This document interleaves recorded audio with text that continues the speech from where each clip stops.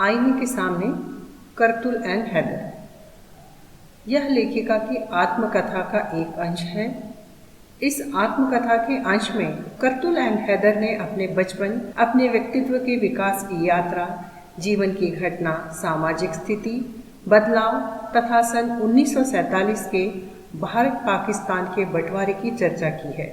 लेखिका का मानना है कि अपनी रचना के माध्यम से साहित्यकार पाठकों के अंतरात्मा को रोशन करता है और लेखिका के साहित्य ने अपने पाठकों को घटनाओं, विषयों, समस्याओं पर सोचने के लिए मजबूर भी किया है। कर्तुल एंड हैदर को लिखने की कला विरासत में मिली। उनके माता पिता दोनों ही उर्दू के जाने माने साहित्यकार थे। माता ने लेखन के साथ साथ पर्दा छोड़कर राष्ट्रीय और शैक्षिक कार्यों में बहुत ही लगन से भाग लिया और वे एक सच्ची और अच्छी सुधारवादी महिला तथा साहित्यकार भी थी। पिता तो इतने सच्चरित व्यक्ति थे कि वे भगवान के दूसरे रूप ही लगते थे। लेखिका का कहना है कि ईमानदारी, सच्चरित्रता मेरे खून, पालन पोषण में ही थी। हम जिस वातावरण में पलते बढ़ते हैं उसका भरपूर असर हमारे व्यक्तित्व विकास पर भी पड़ता है। लेखिका के माता पिता ईमानदार, नेक दिल इंसान थे, कलाकार थे, जिसके कारण देश के महान विद्वानों, शिक्षा शास्त्रियों, कवियों, लेखकों से बचपन उनका घिरा रहता था और इन सब का प्रभाव लेखिका के चरित्र और व्यक्तित्व पर भी पड़ा है। पिता सैयद सज्जाद हैदर यलदरम ने बचपन में बौद्धिक और मानसिक सच्चाई तथा इंसानी दोस्ती का महत्व क्या है बहुत अच्छी तरीके से समझा दिया था, जिसका प्रभाव उन पर जीवन भर रहा कि वे सदैव अच्छे लोगों के संपर्क में रहें। आगे वे कहती हैं कि मूल्यों का पतन ऐसे होते जा रहा है कि कई बार मुझे मेरे नैतिक मूल्यों पर अड़े रहने के लिए नुकसान भी उठाना पड़ा, लेकिन वे इस नुकसान का उन्हें कोई दुख नहीं है।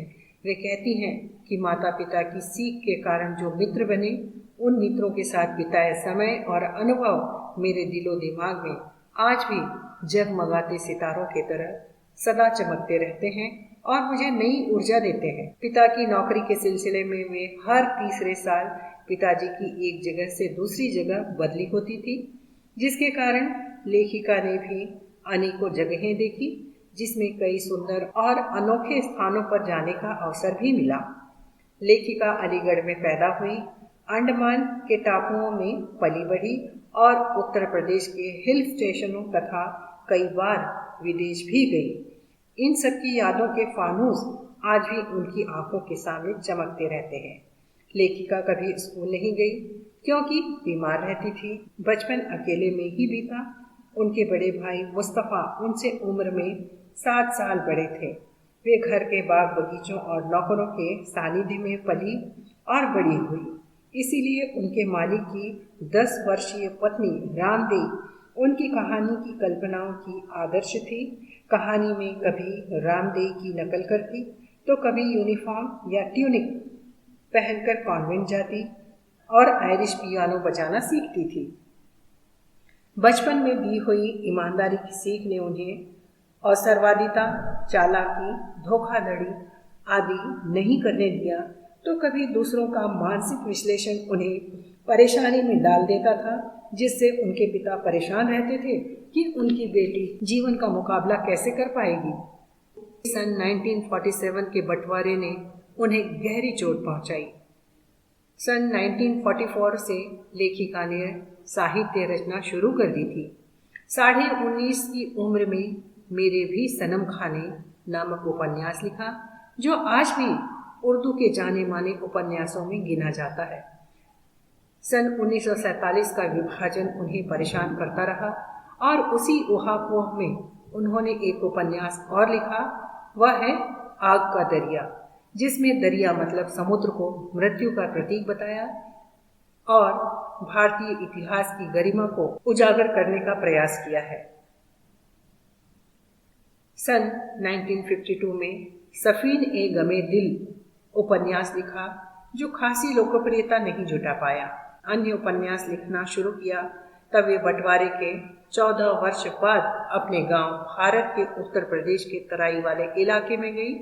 जहां तालाब के किनारे उनके पुरखों की बनाई हुई हवेली है, जो अब खंडहर बन चुकी है, और जो उनकी जुलाहों की प्रजा थी, वे अब वहां शान शौकत से बड़ी बड़ी इमारतें बनाकर रहते हैं। और यह देखकर लेखिका को दुख नहीं हुआ। इसे लेखिका ने बहुत ही सकारात्मक भाव से कहा है कि खंडहर एक नष्ट होती सभ्यता नहीं है, बल्कि नए समाज के निर्माण की शुरुआत है।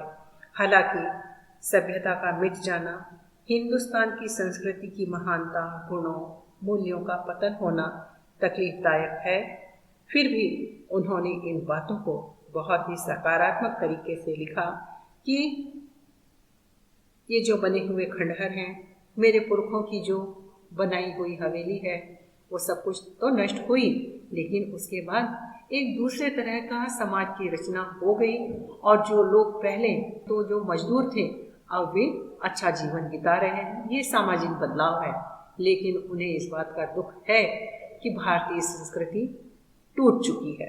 अब हम इसकी विशेषता देखते हैं कि जैसा कि आप लोग जानते हैं कि विशेषता में हम ये देखते हैं कि जो भी लेख, कहानी, कविता आप जो भी पढ़ रहे हैं, उसमें लेखक ने क्या संदेश दिया है और हमको उससे सीख क्या मिलती है।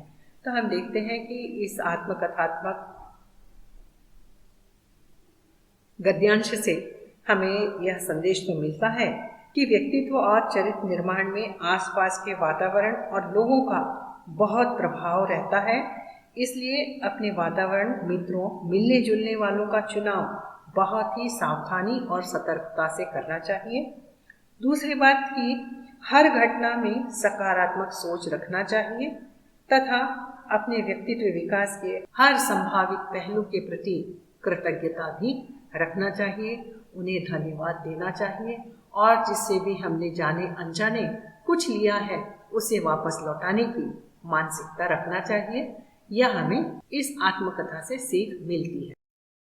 अब हम छात्रों पाठ्य सामग्री के अगले भाग की ओर बढ़ते हैं कि प्रश्न पत्र में आपको सबसे पहला प्रश्न आता है। प्रश्न 1, निम्नलिखित शब्दों के उत्तर एक शब्द या वाक्य में लिखिए, जिसके अंतर्गत आपको पूरी किताब में से अलग अलग पाठों में से ऐसे प्रश्न तैयार करके दिए जाते हैं जिनके उत्तर आपको एक शब्द, वाक्य या वाक्यांश में लिखना होता है, और आपको उत्तर भी वैसा ही लिखना चाहिए। तो यहाँ पर आप देख रहे हैं कि इस पाठ पर आधारित एक अंकीय प्रश्न यहाँ पर कुछ उत्तर के साथ तैयार किए गए हैं। तो ये जो प्रश्न उत्तर हैं वह आपको परीक्षा में प्रश्नों के उत्तर लिखने में सहायता करने के साथ साथ पाठ का सारांश समझने और उत्तर लिखने में भी आपकी सहायता करेंगे। अब हम आगे बढ़ते हैं। दूसरा प्रश्न आता है, प्रश्न पत्र में ससंदर्भ व्याख्या कीजिए। तो इसमें भी आपको पूरे किताब में से अलग अलग पाठों में से 3 प्रश्न दिए जाएंगे ससंदर्भ व्याख्या करने के लिए, जिसमें से आपको 2 के उत्तर लिखना है, जो 7-7 अंक के लिए 2 प्रश्न होंगे। टोटल होगा 14 मार्क्स का। तो यहाँ पर आप देख रहे हैं ससंदर्भ व्याख्या लिखने का फॉर्मेट क्या है, प्रारूप क्या है, आप इसका अनुसरण कर सकते हैं। कि पहला होता है संकेत, जिसमें आपको लिखना होता है कि आप 3 में से कौन से प्रश्न का उत्तर लिख रहे हैं। तो यहाँ आप देख रहे हैं संकेत किस प्रकार लिखा गया है। उसके बाद होता है प्रसंग। प्रसंग में आप लिखेंगे कि जो पंक्तियों का अर्थ आप लिख रहे हैं वह हमारी किताब में से, किताब का नाम लिखेंगे, उसमें संकलित पाठ का नाम लिखेंगे और लेखक का नाम लिखेंगे, से ली गई है। उसके बाद आता है संदर्भ। तो यह पंक्तियां किस संदर्भ में कौन किससे कह रहा है यह लिखा जाएगा। और उसके बाद आता है व्याख्या। तो व्याख्या में आप विस्तार पूर्वक लिखेंगे कि जो पंक्तियों का आप उत्तर लिख रहे हैं उसका अर्थ आप क्या समझते हैं, और उसे समझाकर आप विस्तार पूर्वक 6 से 7 लाइनों में लिखेंगे। उसके बाद अगला बिंदु आता है विशेषता। तो विशेषता में आप लिखेंगे कि जो पंक्तियां, जो पाठ है, उससे आपको क्या संदेश मिलता है और लेखक ने क्या संदेश दिया है और आपको क्या सीख मिलती है। तो इस प्रकार हम देखते हैं कि 2 प्रश्न, पहला दूसरा पूरा हुआ। अब तीसरा प्रश्न आता है की कहानी का सारांश लिखकर उसकी विशेषताओं पर प्रकाश डालिए। तो यह प्रश्न भी आपको 2 प्रश्न में से एक प्रश्न करना होगा। इसका उत्तर के लिए आप वीडियो के पहले भाग का सारांश लिख सकते हैं और फॉर्मेट में सबसे ऊपर लिखेंगे शीर्षक, उसके बाद लेखक परिचय। लेखक परिचय आप डिस्क्रिप्शन में देख सकते हैं। उसके बाद लिखेंगे सारांश और फिर विशेषता। तो सारांश और विशेषता आप वीडियो के पहले भाग से सहायता ले सकते हैं। उसके बाद चौथा प्रश्न आता है टिप्पणी लिखिए। तो टिप्पणी लिखने के लिए भी ऐसे ही आपको 2 शीर्षक दे दिए जाएंगे, 2 में से एक के ऊपर आपको टिप्पणी लिखना होगी, जो होगा 5 अंक के लिए एक प्रश्न। तो इसमें भी आपको शीर्षक लिखना है और उसके बाद आपको उस शीर्षक का परिचय देना है कि यह शीर्षक कहाँ से आया। उसमें आप किताब का नाम लिखेंगे, पाठ का नाम लिखेंगे और लेखक का नाम लिखेंगे तथा एक लाइन में परिचय देंगे कि यह जो भी शीर्षक है वह कहानी का मुख्य पात्र है, सहपात्र है, कोई स्थान है, कोई घटना है, ये आप लिखेंगे। और उसके बाद टिप्पणी में 5 से 7 लाइनों में आप टिप्पणी लिखेंगे, क्योंकि यहाँ पर आपको कितने अंक का प्रश्न है ये भी ध्यान रखना है। क्योंकि कई बार ऐसा होता है कि टिप्पणी लिखने के लिए जो प्रश्न दिया जाता है उस पर हमारे पास लिखने के लिए बहुत कुछ होता है, लेकिन टिप्पणी में बहुत कुछ नहीं लिखना है। उन जितनी भी जानकारियां हैं उसको कम शब्दों में लिखना होता है। और दूसरी बात ये कि 5 अंक के लिए है। तो यही प्रयास करना है कि गागर में सागर भर दें और बहुत अच्छा उत्तर लिखकर अच्छे अंक प्राप्त करें। तो इस प्रकार यह पाठ्य सामग्री इस पाठ की यहाँ पूरी होती है और जल्द ही हम अब अगले पाठ की पाठ्य सामग्री लेकर उपस्थित होंगे।